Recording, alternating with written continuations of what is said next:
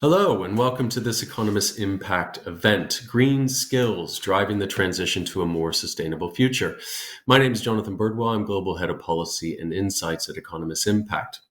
And I'm very pleased to be presenting to you today the findings of our latest program on green skills that we produced with support from Iberdrola and which we launched at Davos this year. I will be presenting the findings here to you today, and that will be followed by a recording of the conversation that took place at Davos with leaders from Iberdrola, IKEA, Mahindra Group, and LinkedIn. So I hope you find the research interesting. Let's get started. So first, I want to set the context. Now, the green transition, it's not happening at the pace needed, but progress has been made. The extent of carbon emissions intensity has been on a steady decline across countries, even in China, where industry still contributes 40% of GDP. China has significantly reduced its carbon intensity, as has the US, which was previously a laggard. And this progress has brought about a significant change in labor markets. Green sectors and occupations have expanded, with renewable energy leading the way, nearly doubling the number of people it employs in the past decade. As a result, the demand for employees equipped with the right skills for these occupations is growing rapidly. According to data from LinkedIn, the share of job postings requiring at least one green skill has increased by more than 20% in the last year alone. Now, for the world to meet its climate objectives, this shift will need to accelerate significantly. And if there are new skills required and insufficient supply of those skills, then the transition will not accelerate at the pace needed. And knowing what skills are required can help to support reskilling and upskilling initiatives, which will be critical to ensuring a just transition. And that's why Economist Impact, with support from Iberdrola, undertook a comprehensive research program aimed at understanding the impacts of the green transition on labor markets, and particularly on the role and outlook for green skills. Now, when we look at green skills, we wanted to explore a broad set of competencies, knowledge, and attributes, both soft skills and technical skills, that are needed in the economy to facilitate the move towards a sustainable, low-carbon society. In terms of the research, we conducted a survey of over 1,000 business leaders across 9 countries and 4 industries. We ran four sectoral workshops, and throughout were guided by a high-level advisory board of experts. Altogether, we consulted over 50 international experts on this topic. And what did we find? Well, we found that the majority of business leaders are optimistic about the impacts of the green transition on their businesses and on the labor market overall. They expect more jobs to be created than lost, and those that are created to be of a higher quality. Now, these findings from our survey are substantiated by international and national projections. The International Labour Organization, for example, estimates that the transition could lead to a net creation of 25 million jobs globally by 2030. At a country level in the UK Climate Change Committee expect a net gain of between 135,000 and 725,000 opportunities. And these are mostly driven by green sectors and activities: renewable energy, expansion of electricity, public transport networks, retrofitting and construction, energy efficiency, storage technology, research, and innovation. Now, while some projections estimate the aggregate impact to be small in magnitude or neutral, very few expect a net negative impact. And the reason for this is that it's driven particularly by the relative labor intensity of green industry sectors, and activities in terms of construction, maintenance, servicing of the needed infrastructure and technology. These are relatively labor-intensive activities. By one estimate, investment in solar photovoltaic energy creates 1.5 times as many jobs than those in fossil fuels. Now, that's the good news. The bad news is that there's no doubt that the transition will also lead to job losses as countries and businesses move away from resource-intensive activities. So, for example, while that net positive impact expected by the ILO overall, that still encompasses 6 to 7 million jobs lost in legacy occupations, such as coal mining and petroleum extraction. The scale of job creation and losses will vary significantly across subsectors, across geographies, potentially really having a disproportionate and significant impact on certain communities if jobs lost there are not replaced by new green opportunities. And we've seen this playing out in a number of countries around the world. In Poland, employment in the coal sector has declined by 70% as a result of closure of 2/3 of Poland's coal mines over the past 3 decades. And in China, 2 million jobs were lost between 2016 and 2020 in their coal sector as a result of annual coal production cut. Now, this leaves millions of workers, often entire communities, exposed to potentially dramatic disruption and loss of employment opportunities. In countries such as Chile, Russia, UAE, Poland, Mexico, Turkey, Brazil, these legacy industries employ a large share of the workforce. And although sectors such as mining do have potential in terms of facilitating the green transition, workers need the right support to be able to make that transition. And that's where people's skills will be key. Business leaders in our survey overwhelmingly agreed, 80%, believe that green skills will be a crucial driver of the green transition. At the same time, equipping workers and communities with the skills that will allow them to reap the opportunities is critical to ensure that the transition is both politically and socially feasible and just. Now, crucially, the green transition doesn't only impact legacy jobs that might disappear.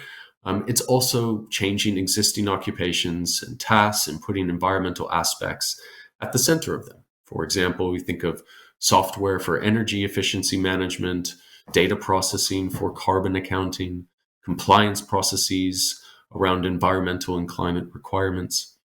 So green skills will become important beyond just green industries, and a majority of workers will really need to be able to incorporate them into their skill set. Particularly important at the positions at the very top of companies' hierarchy. Those in the C-suite who are going to be responsible for driving these significant transformations of business models, they need to have the right skills as well. And so through the research, we conceptualize a pyramid of green skills based on 3 broad types. If you start at the top, sector-specific skills, those are the ones related to the use of green technologies or methods that improve environmental outcomes of a particular activity. So, for example, renewable energy systems installation, retrofitting, EV designs. Going down the pyramid, cross-sectoral green skills related to, for example, environmentally friendly processes and functions that are similar across multiple sectors of the economy. For example, impact assessments, sustainability disclosure and reporting, carbon accounting. And then at that very bottom, the widest base of the pyramid are the soft skills that are going to be required. And this was a particularly important element highlighted by the research and various experts we spoke to. These are the non-vocational, non-technical skills or competencies that are needed to excel in a whole wide range of jobs and industries. For example, just having more environmental awareness, having innovation and creativity to be able to think differently as business models need to transform and become decarbonized. And it was these skills in particular that were identified as critically important for those within the C-suite of companies.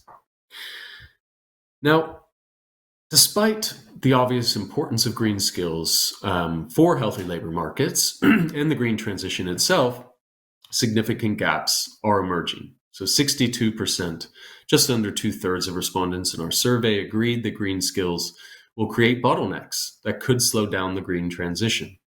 By one estimate, using LinkedIn data, the increase in demand for green jobs is far outpacing the supply. And employees face diverse challenges when it comes to reskilling and upskilling.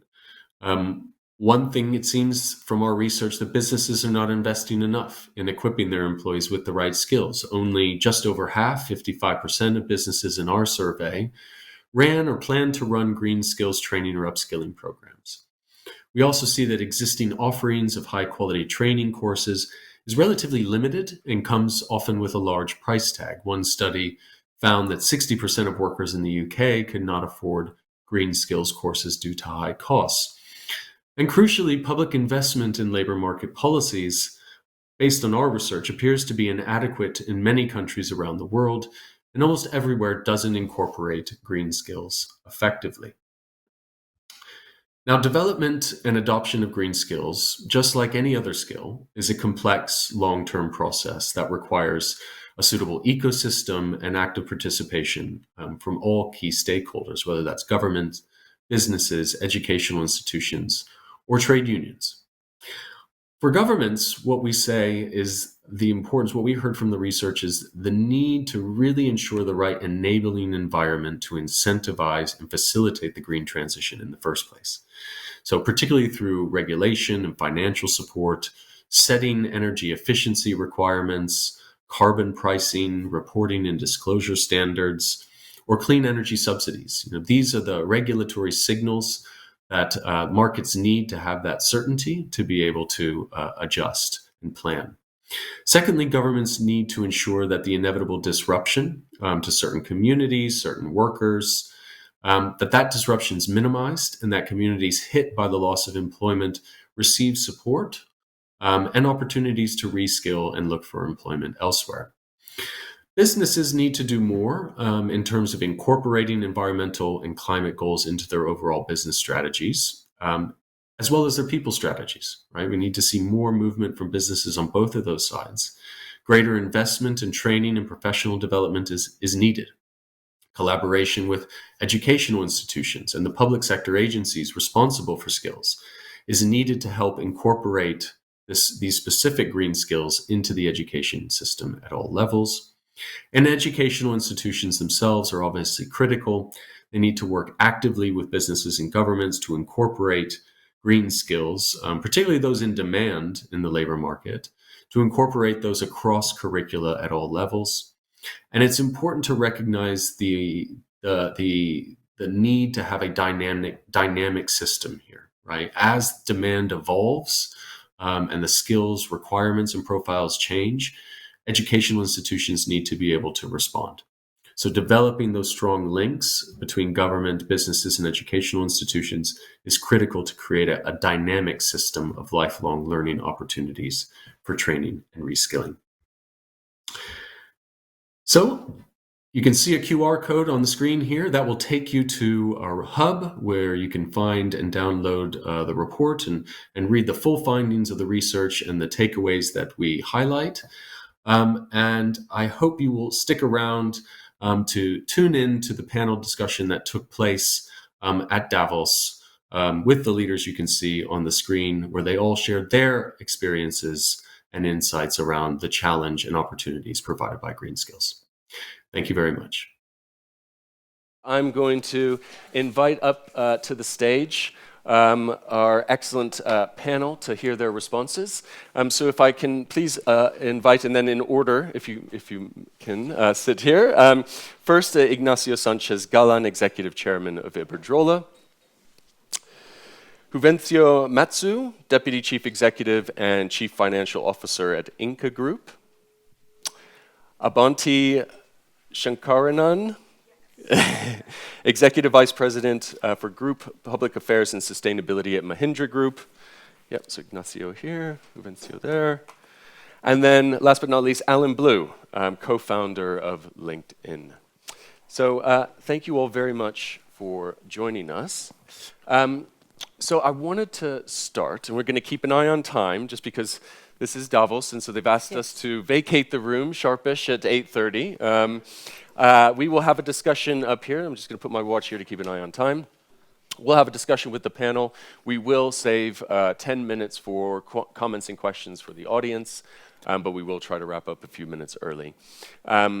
So I want to start by hearing everyone's perspective on, how serious of a problem do you see this, right? Is it, are you struggling to find the right skills to undertake the actions that you want, right? Have you had to cancel projects because you weren't able to find the right skills? And maybe just say a little bit, just your perspective, right? And so, Ignacio, I want to come to you first.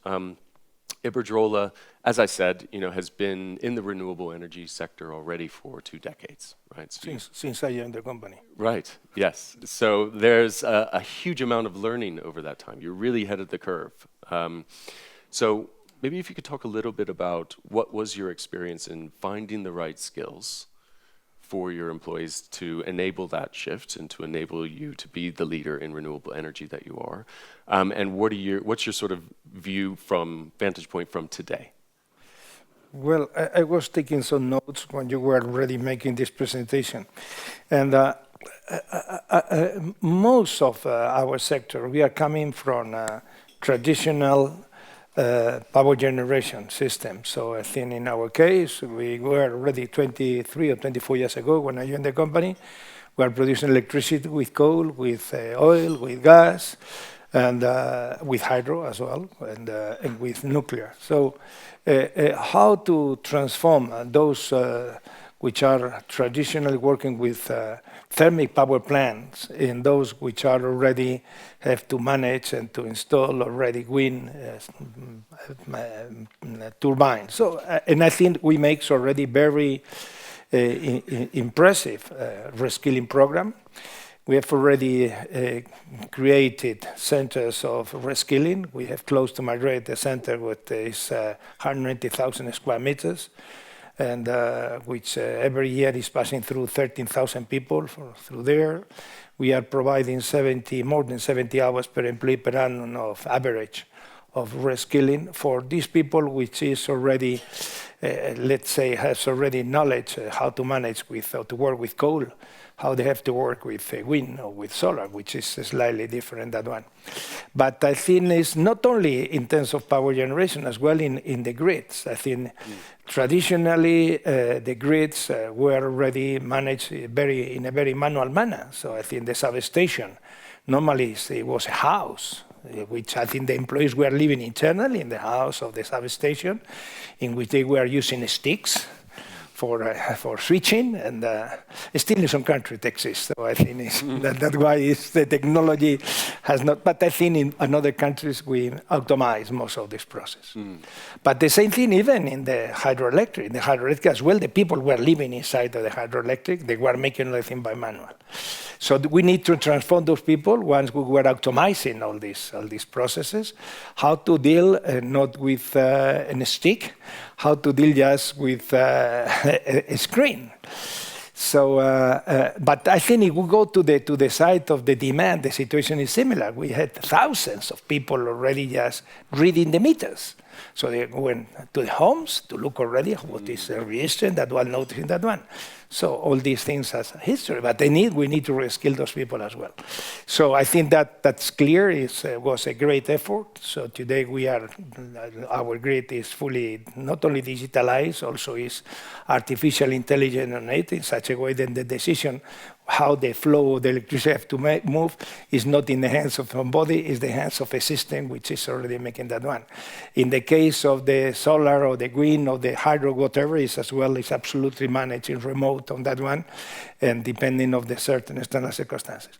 But for the new expansion, and I think it's something which we have, especially in some countries, we are finding tremendous difficulties on finding the right people for building that one. In certain countries. Yeah, in the United States, for instance, we are competing between all of us for already making the assembly of, not the operation, in the assembly of the solar panels. It's things which doesn't require very huge skill, but they are not already the people which I think with the minimal knowledge for making that one, and we are competing. And I think the vendors are already benefiting of that one.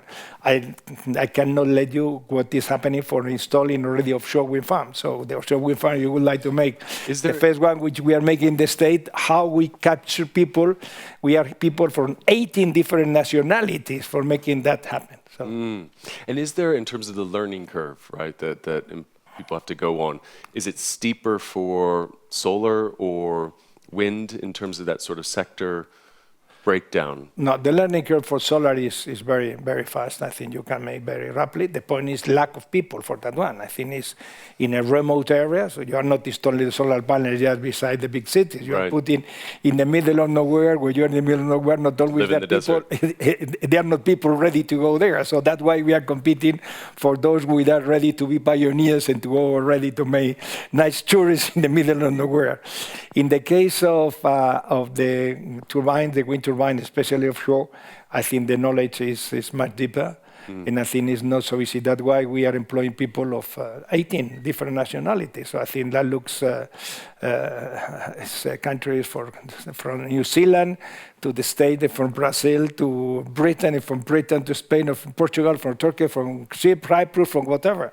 Because they are very, very special skills for making that one. They are from biologists, people expert in the seabed, people expert in marine infrastructures, people expert in the wind turbines, of course, people expert in corrosion. So it's the skills are much more difficult on that one. I see. So you do need that expertise. Yeah. It's a huge expertise on that one. So we'll come back because I want to ask you some more questions, of course. But I want to hear Juvencio.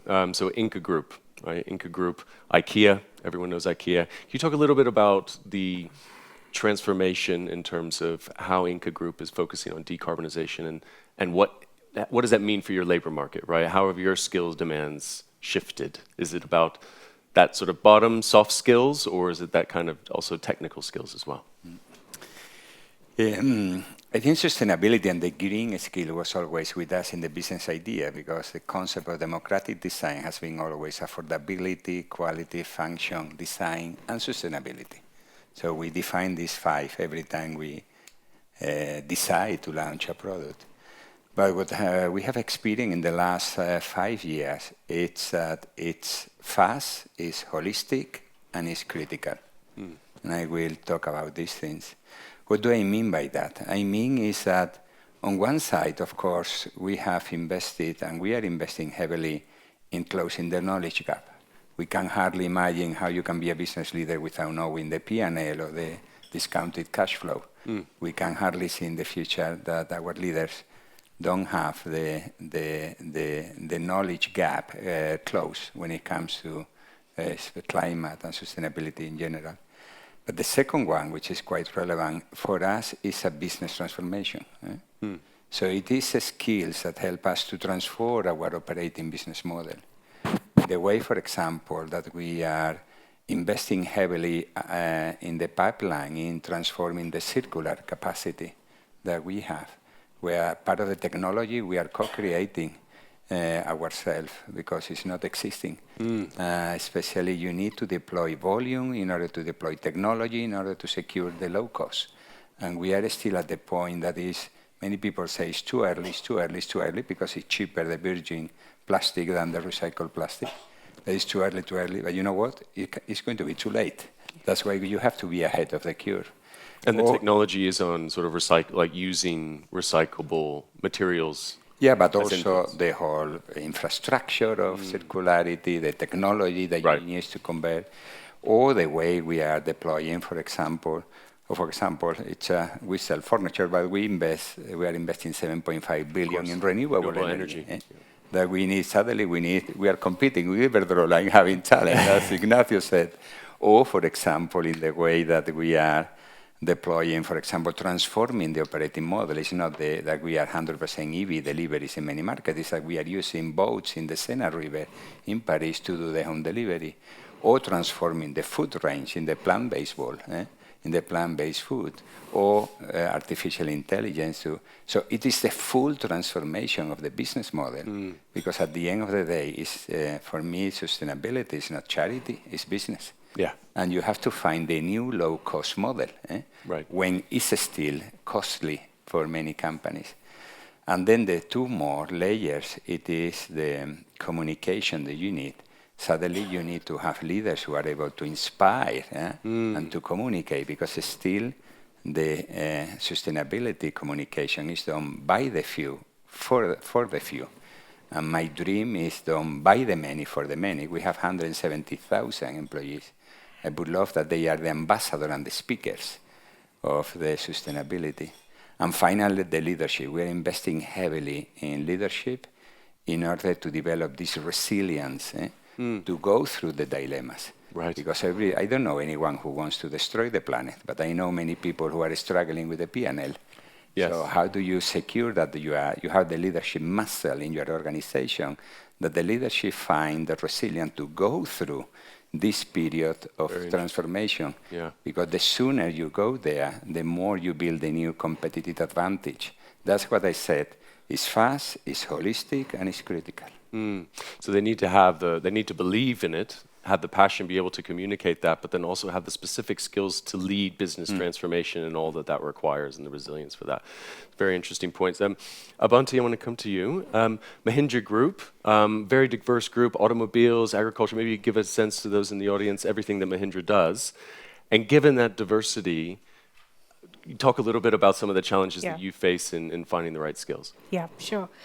Yes, so the Mahindra Group is a conglomerate which has presence across 22 odd sectors, but the key ones are automobiles, farm, financial services, IT services, and then we have a few what we call growth gems, which are poised for 5x growth, which are tourism and hospitality, real estate, logistics. So it's a full suite of sectors.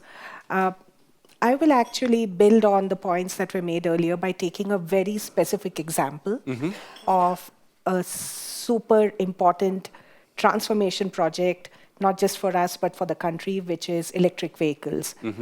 So just to give context, 2 years ago, we decided that we needed to move from a legacy ICE business, where we are market leaders in the SUV segment, towards electric vehicles.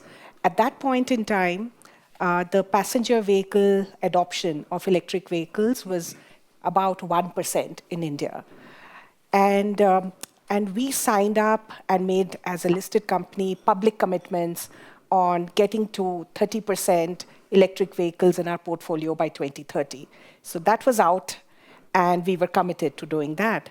But then obviously what we realized, I mean, we knew it, but we knew we had to solve for it, is that we didn't have the sector-specific skills and the engineers who would obviously play a big role to make that shift to EV. So we actually undertook a huge, massive exercise of retraining 1,700 engineers, all of whom used to work for the many years that they were with the Mahindra Group in our ICE business. And we had to retrain them in the areas of battery technology, vehicle electronics, and to create a born electric platform for vehicles. So that was a massive exercise. We did that with the help of very high-end consultants, specialists, research labs, and we actually did not let go of any engineer, not even one. So it was a retraining exercise that we did. And so the way we therefore solved that problem was really by investing heavily in skilling our engineers. So that's one example of what we did. The area where we still struggle is one that there are a lot of components, including batteries, that we import from other countries, particularly China. And the Indian government says, look, you've got to be self-reliant holistically, and therefore you need to make sure that your dependence on bringing employees of your China-based vendors is actually going down over time. And so that's another effort that we are carrying out to make sure that the contracts with our suppliers based in China, the online trainings that we are able to put into the contracts for our people so that, the transfer of knowledge and training happens and we reduce our dependence.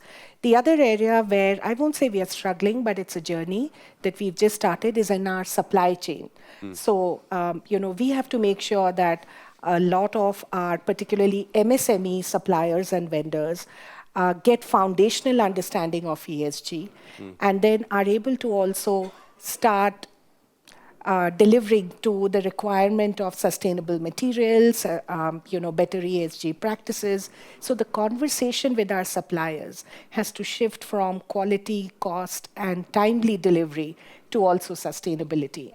And what we are doing is actually helping build that foundational knowledge. We did a 5-month program with UNGC. It was actually a pilot that UNGC did with us for the first time in India, where we got about 100 of our suppliers across both the auto and the logistics business to undertake this 5-month foundational program on ESG, including in the first stage, establishing the business case for ESG. So, yeah.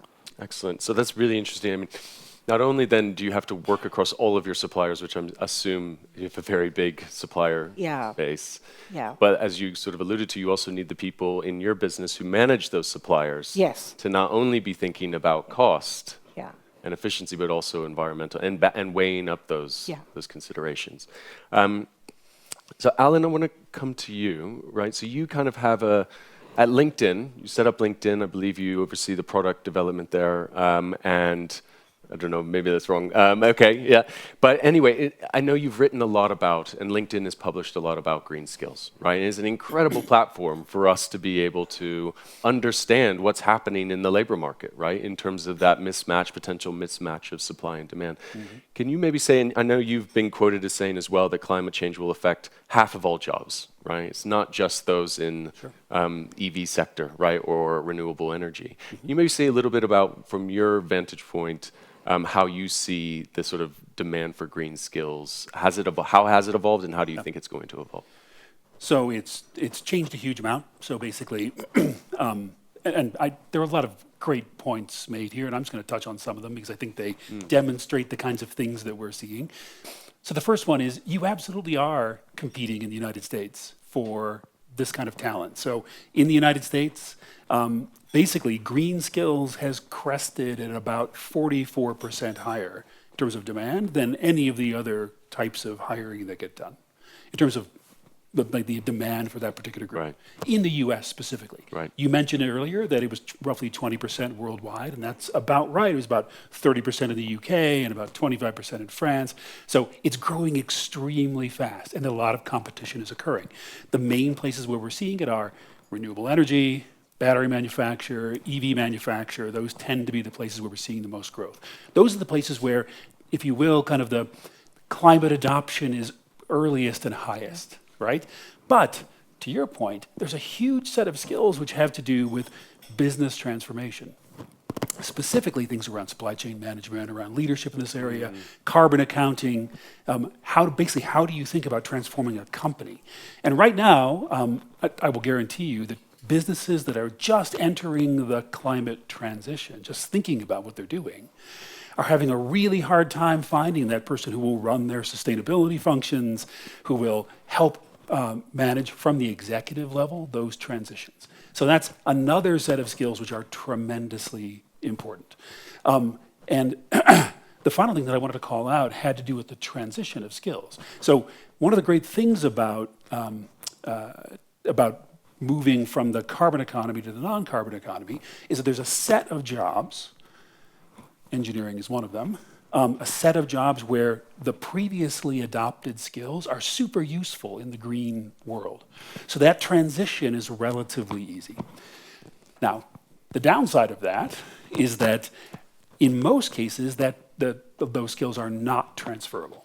So when we look at people hiring on LinkedIn, what they see is that roughly 80% of the hires we see on LinkedIn for what we call green roles are actually coming from other green roles, people who already have green skills as part of their LinkedIn profile. Building their teams. Exactly, but people are we haven't learned how to hire green, some of us have, but most, just generally, we haven't learned how to hire people with green skills. So we tend to rely on people who've done the job before to try to bring them into our companies, which makes the competition extremely fierce for that kind of talent. Mm-hmm. So when we look at the overall sort of distribution of green skills, we see that roughly 1 person in 10, 1 professional in 10 worldwide has 1 or more green skills. It's only 1 in 10. Wow. But the hiring is cresting 44% higher than everybody else in the US, at least. So that's a huge gap that needs to be filled. And I will say, as we begin to think about things around just transition, yes, it's 10%, but that's primarily among men. It's 1 in 8. It's 1 in 8 for men. It's 1 in 10 for women. So there's already a kind of gap which is breaking down the way the green workforce is distributed. And to be clear, even 1 in 10 is not enough to be able to address the things that we need to address. Because as you say, every job is going to be at least moderately transformed via green skills. Yeah. And obviously at the same time, we're seeing a big transition with generative AI, of course, it's all the talk here.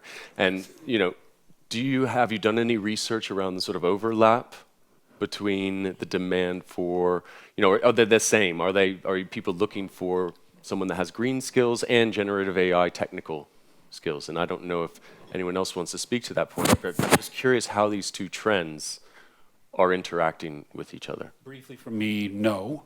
And that's because AI is still so new that the overlap between people aren't even clear what an artificial intelligence skill is in terms of actually deploying it in the workforce. Right. So it's super hazy right now what the reality is of working with AI on your job today. Yeah. So there isn't any overlap yet, but we're only a year in. Yeah. So let's talk about it next year. Okay. If I can build on that, Yes. sorry. Yeah, please. If I can build on that, for us, it's a melting point, AI technology and green skill. And I can share a couple of examples. One very concrete, just to explain what I mean, and one more generic. We are one of the biggest restaurants in the world, IKEA. And then we applied AI to achieve our reduction of food waste. And we are the first company achieving the goal in food waste reduction by applying AI to the way we are producing food and to the way we are serving food.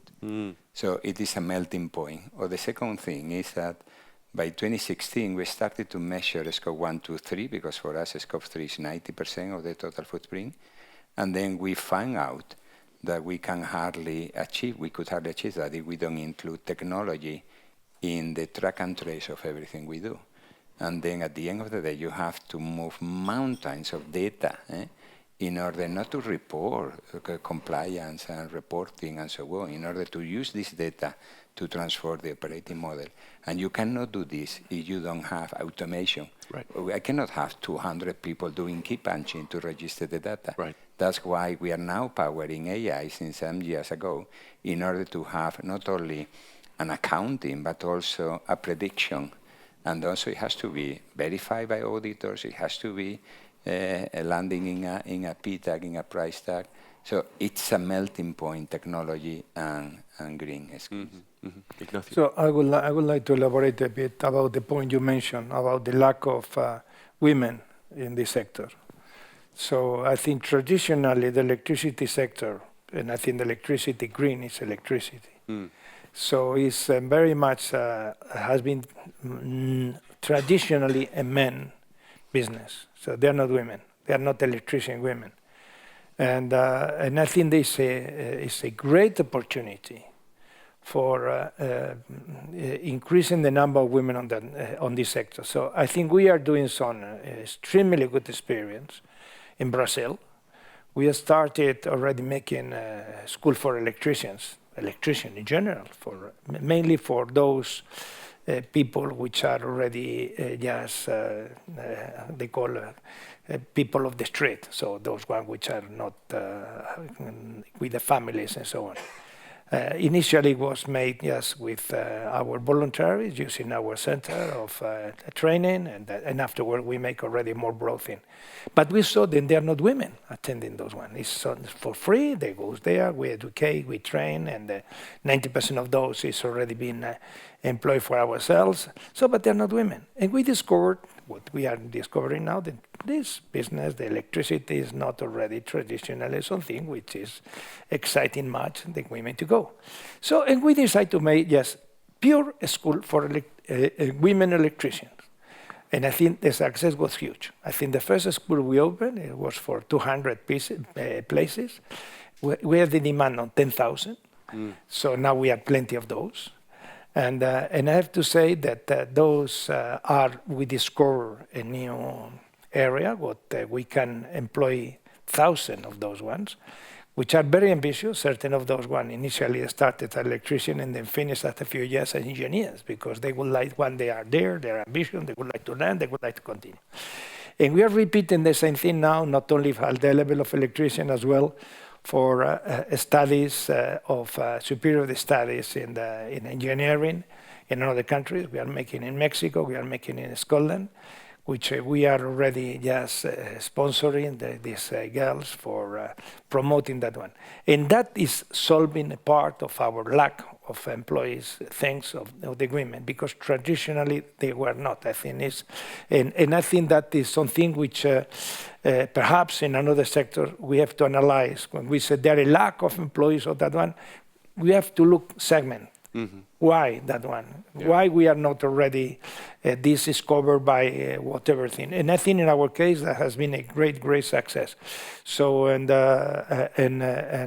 probably many of these new jobs already created or being created in all these one. I think we promote more the studies, the technical studies of women.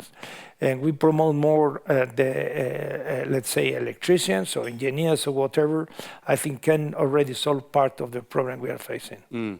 So I want to, I'm just conscious of time, so one more question. I'd be good to get everyone's sort of thoughts on this briefly, and then we will come to the audience. But you've already mentioned some of the things that you've been doing as a business. But I'm interested as well, I know you're involved in sort of across-industry initiative skills for employment. Also some of the things that you mentioned, I wonder to what extent you're partnering with governments and educational institutions. Are you having to do this all on your own, or are governments active? And if not, what do you need from governments? Are there any that are leading the way with the types of policies that you think can help? Well, from government, the first thing is that they have the role of the government to define the frameworks. I think with the government intervene, normally they're not intervening for better. So I think that is my first point. They have to define what is the framework we have to move, and with that one to establish a very open dialogue. Yeah. To make those one. But I think more than government itself, I think it's universities and centers of education. Mm-hmm. So with universities is crucial. I think the universities, I'm the chairman of the oldest Spanish university, which is Salamanca. It's a 100-year-old university. I've been the chairman for the last 12 years, and I think I'm going to continue. If that no change, I don't find out my successor, I'm going to continue forever. So, but I think we have already a lot of agreements with universities in terms of making a special training, special courses, special education, special matters. Even many of our employees are already teaching in those universities. Many of our employees are already not only working and teaching in our centers of reskilling, but as well in another centers. We are taking already as well, not only for our people, certain of our supply chains, the same thing, special things for them. So I think that works. And in terms of the government, the point is dialogue, and to establish already clear, stable, predictable rules. So I think we have already at the level of European ERT, European Roundtable of Industry, what we are the 60 largest European industries. We have a special program, what we call Repower of Europe. Reskilling for Europe, Reskilling for Europe, and which we are receiving. I think we are in all countries of Europe, and not all countries are already welcoming our advice. We would like to help. We would like to reskill 5 million Europeans for the industry that we need already. And the answer of the different countries is not similar. So that's why I think I rely more in the industry itself. I rely more in the relation of the industry with university, education centers, etc.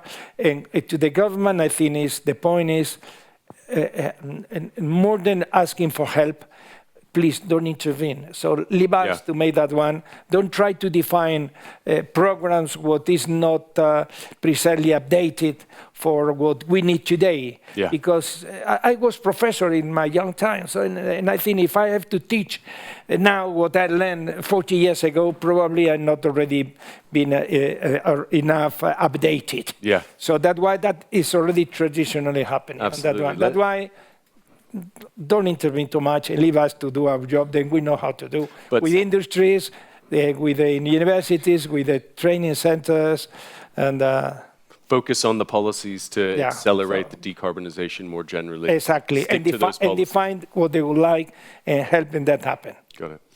Juvencio? Yeah. Our approach is that, of course, it's double. On one side, of course, is upskilling and reskilling our own almost 170,000 people. But also our approach is to help to use this as an opportunity to support a systemic change in the social part, not only in the green part, so to speak, also the social part. We are co-chair together with UN HR of the Employment for Refugee Alliance.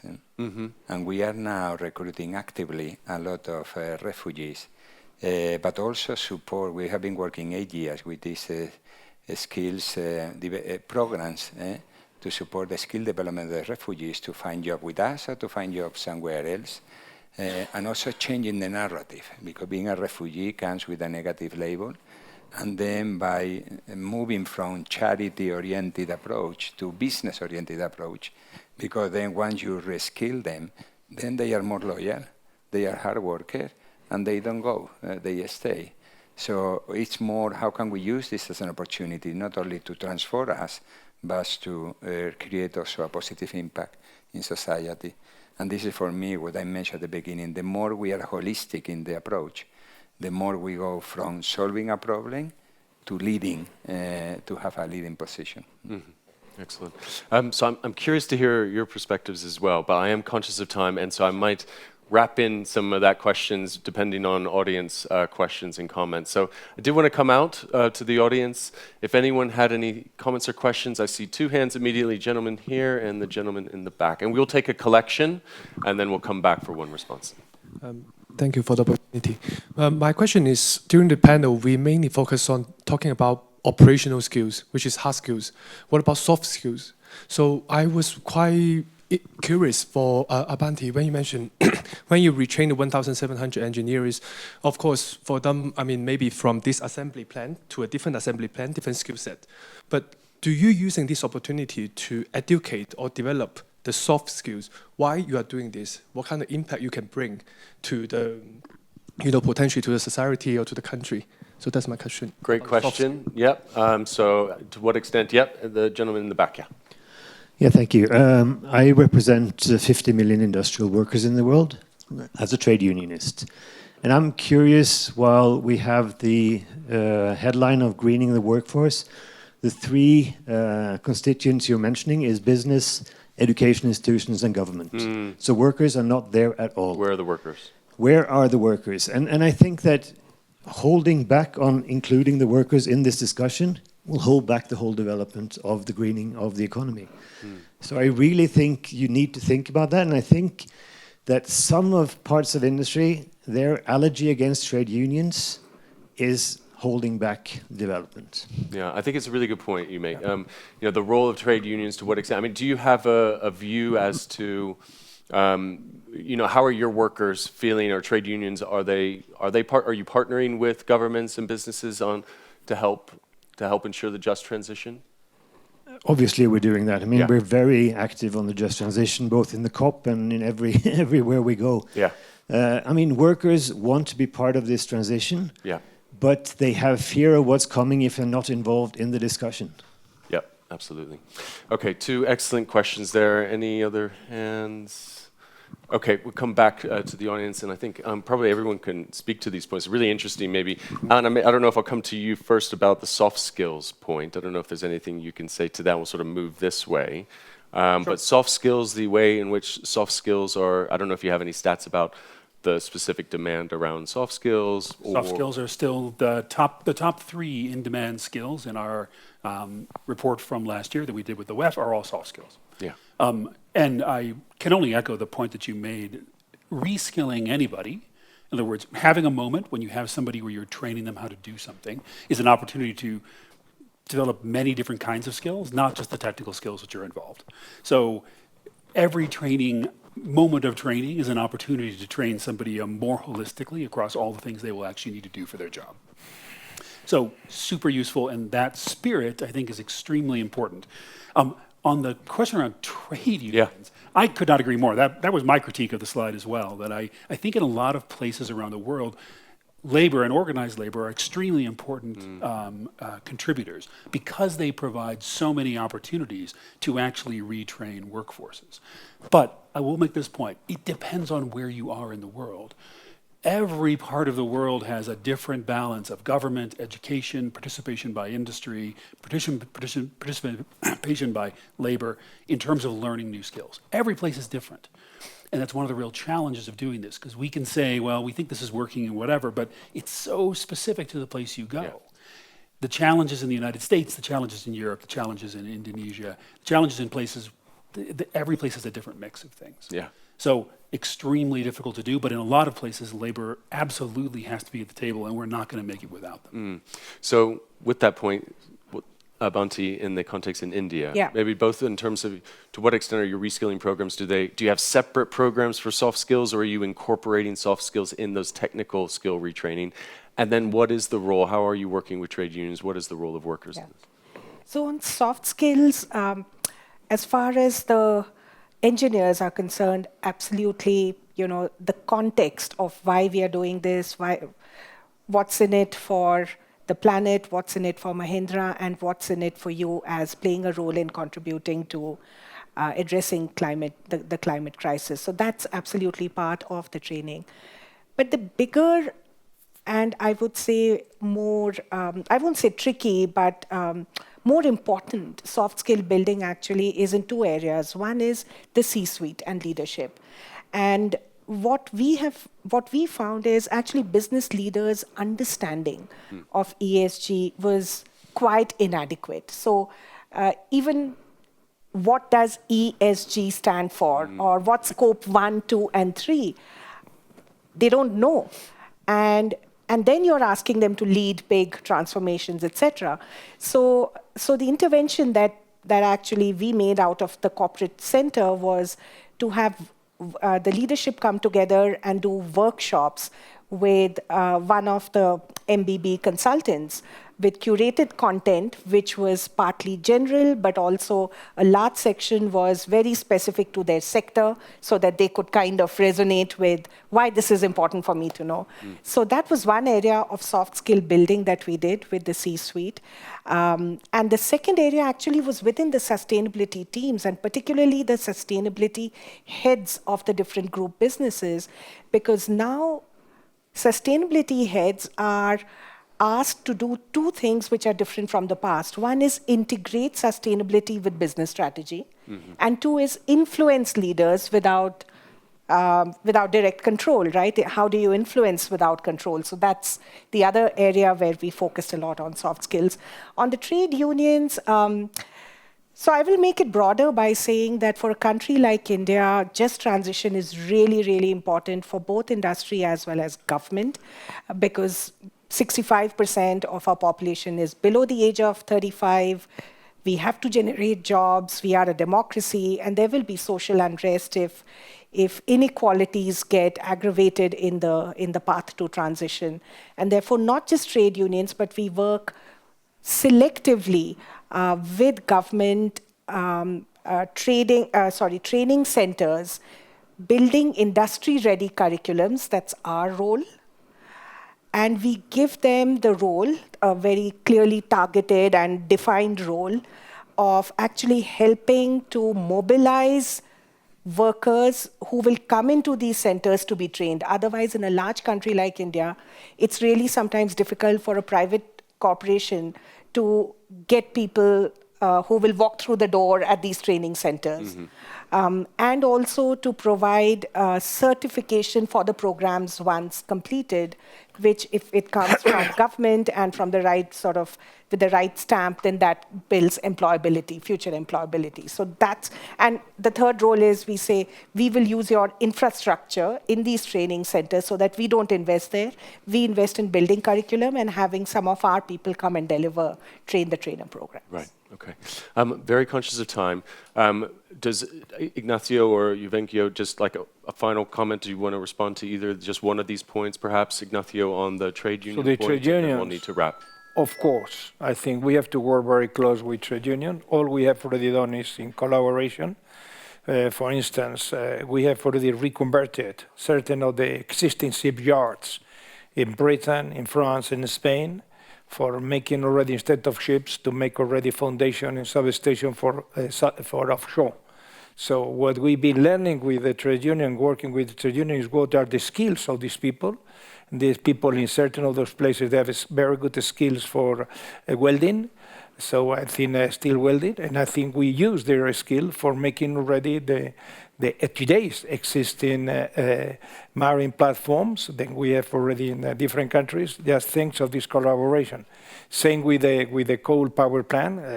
They have skills in dealing with electricity. We reconvert it in making already some of the components we have already for our solar wind farm. So certain, I think, is crucial, and we are working very, very closely with them.